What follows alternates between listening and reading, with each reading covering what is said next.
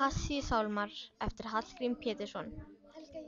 Upp, mín sál og allt mitt geð, upp mitt hjarta og rómur með, hugur og tunga hjálpi til, Herrans pínu ég minnast vil.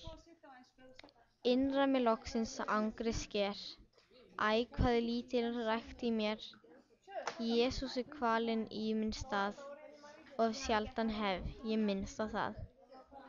Horfi ég nú í huga mér, Herra minn Jesú, eftir þér.